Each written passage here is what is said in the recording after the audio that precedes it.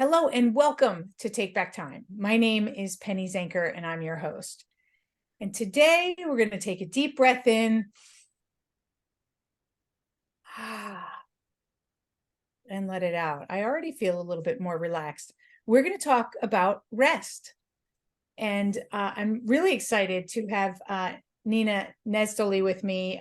We took a course together at Heroic Public Speaking, where we've really taken our speaking skills to the next level, learn all that stagecraft.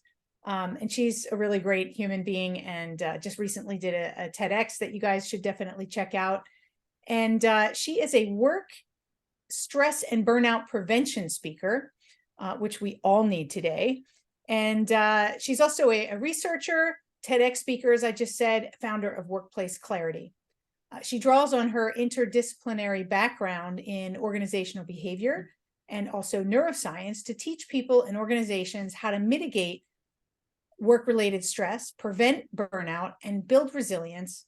And also, she's currently doing her PhD, because it's not enough to have all those other degrees, studying work-related stress.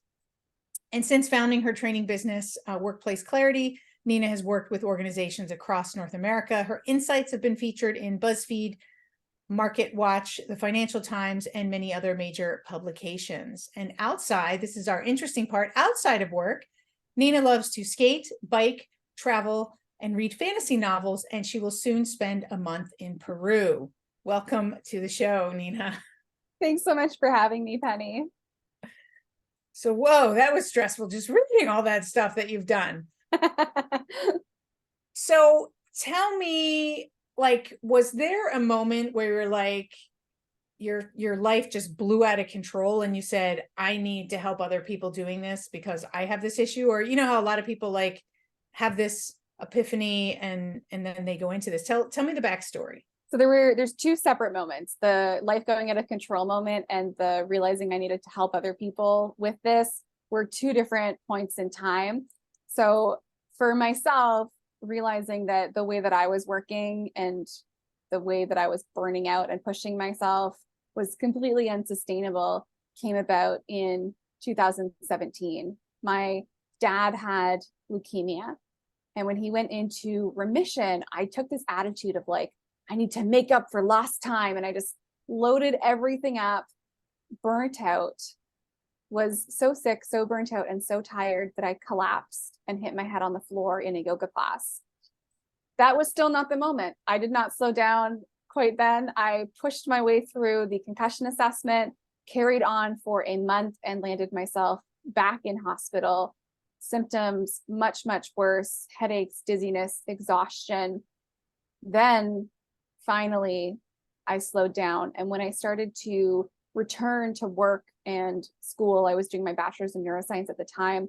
After months off to recover, that was when I started to look at, okay, I need to be doing things differently and thinking about productivity and rest differently than I had been before if I want to continue to achieve big goals without running myself into the ground.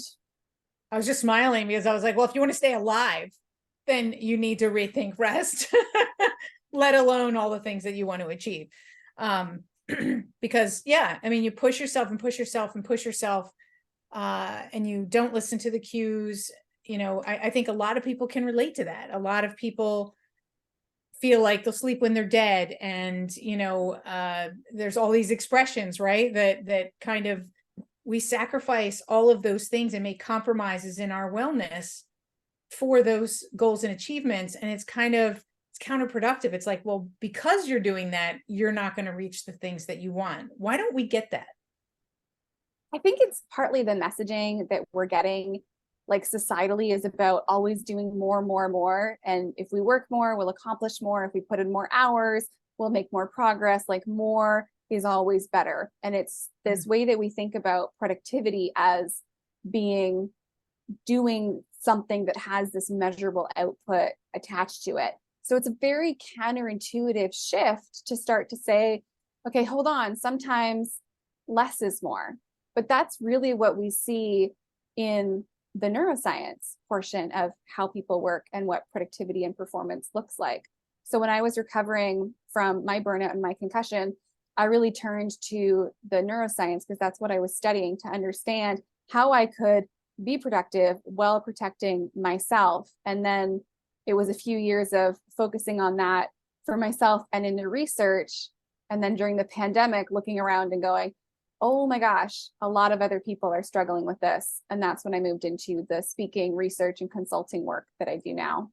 So I was going to come back to that. So that was the point where you decided that you needed to do this for others. Well, yeah, I guess it just made it that much more, I think it's interesting that a lot of people say, oh, the pandemic, created this.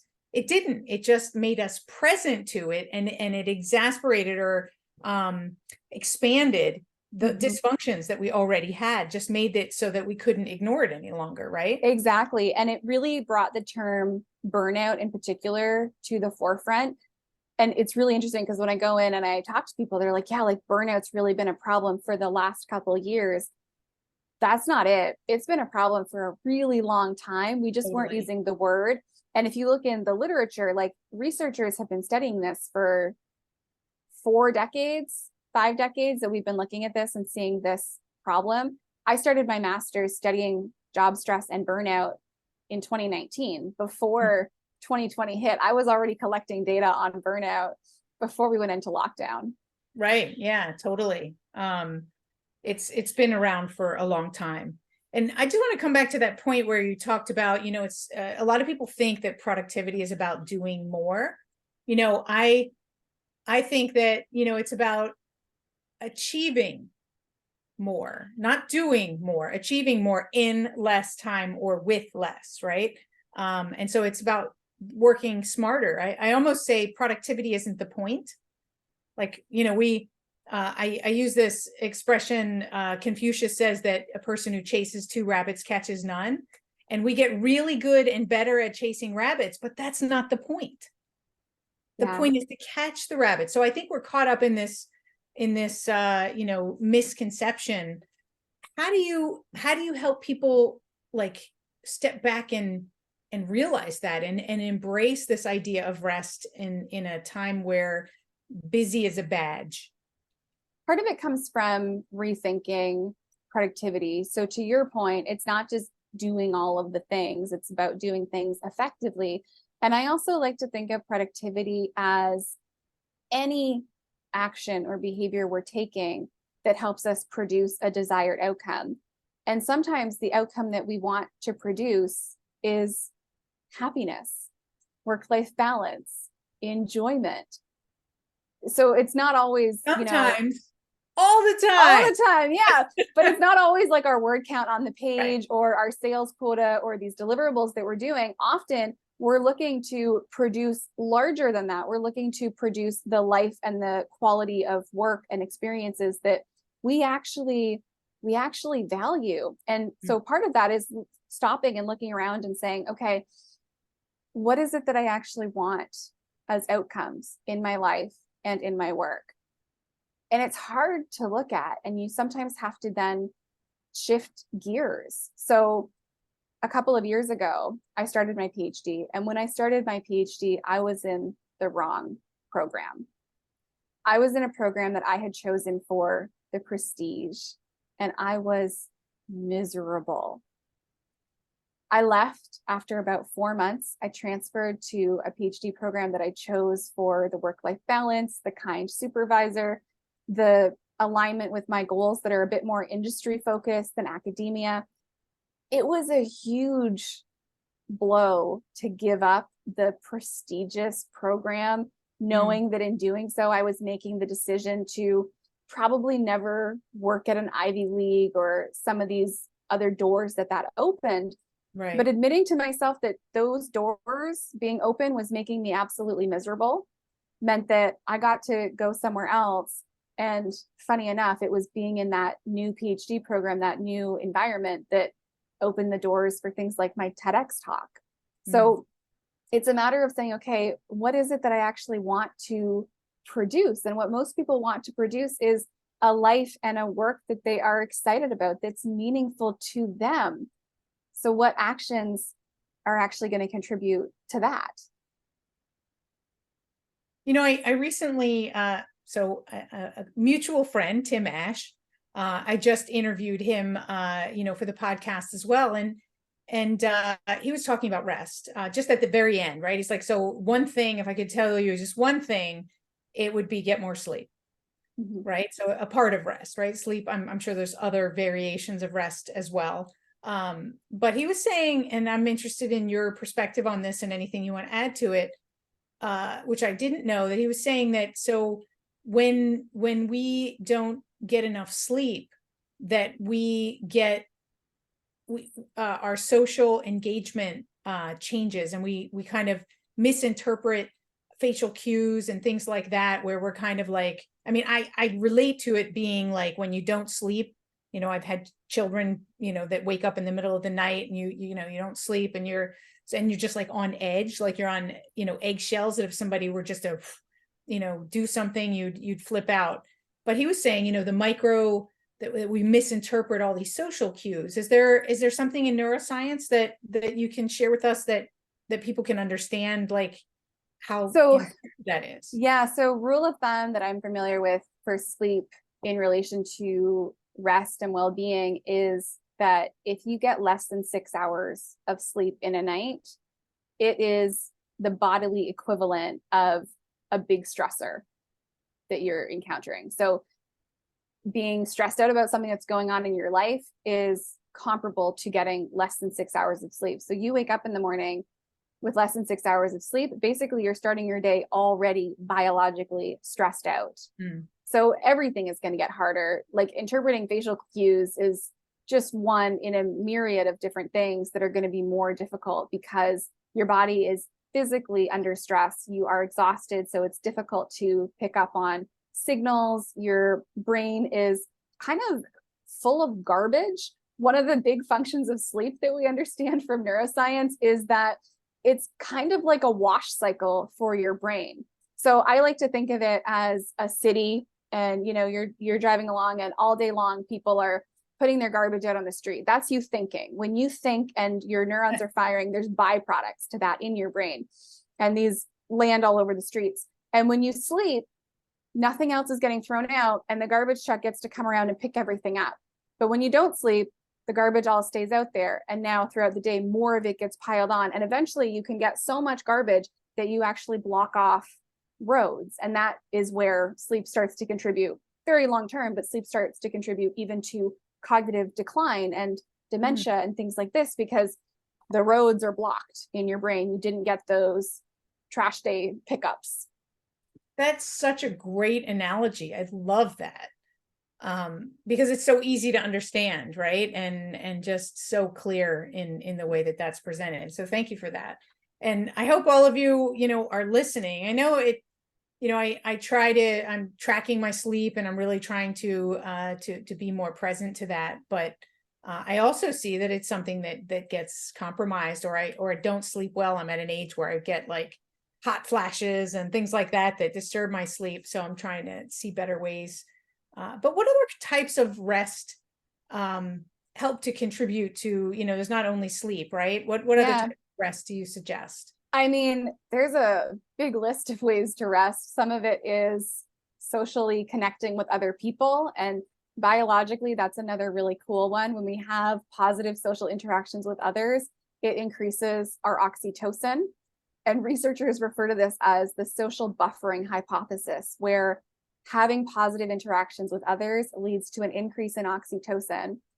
Most of us know oxytocin as like the cuddle hormone, but in the last few years, we've also seen that oxytocin helps to regulate cortisol in the body. So connecting with other people through the mechanisms of oxytocin actually protects you against the effects of stress. So we've got sleep. Just offset, it protects, so like it builds up. So like if it were a bank account? A little bit, yeah. So it kind of works in a lot of different directions. Oxytocin is really cool that way. So when you experience stress, your body also increases oxytocin to prompt you to seek out other people. So we have this natural inclination to seek other people. And then when we're around them, when we get that support, we have that oxytocin. As for the bank account view, I'm not sure. I don't know if we like store that oxytocin if we're interacting with people or if it's a little bit more fluid. But what we do know is we're prompted to reach out, and then there's a benefit when we do reach out and we connect with others. Right. Is that what they call the tend and befriend? Yeah, exactly. Right. Okay. Yeah, there's that. Cool. That's really interesting. And I understand that's a way that we can shift right out of stress and be more of like a challenge response versus a stress response. Yeah, so there's that distinction too, where there's kind of different versions of our stress response. And depending on how we appraise our situations and what resources we believe we have, if we have more social support and if we have more control, then we're more likely to see our stressors as challenges that we can manage versus big threats that we're not going to be able to deal with. So what haven't I asked you yet that we need to know about rest to really put this more into practice? Not just something that we know, but something that we do. So, I mean, we could make the list of all the different ways that we can rest, and I don't think we've got time for all the cool ways that we can we can rest. But I think that in terms of what we do, one of the most important things that I see is that we need to make rest a practice, not a reward.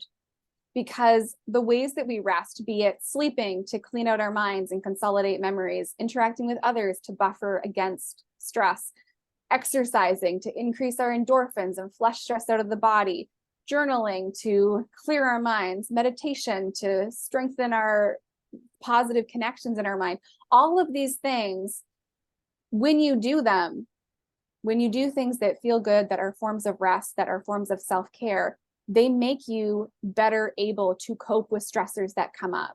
So our inclination is often to say, I got to get everything done first. I have to do the work first. I have to finish this project. I have to get all these stressors away from me. But dealing with stress gets so much easier when we rest first. So as a kind of rule of thumb that I like to use and I like to teach people is, when you find yourself withholding, when you find yourself saying, I need to do this before I can go see a friend, I need to finish this project before I eat dinner tonight, I need to get this proposal done before I can sleep, that's your cue to go do that thing instead. Okay. So when you're withholding, that's instead, you're going to say, I'm withholding rest right now. That means I need it. And when you have it and you get those benefits cognitively and physiologically, when you go back to the work, it's going to be faster, easier, more efficient, and less stressful.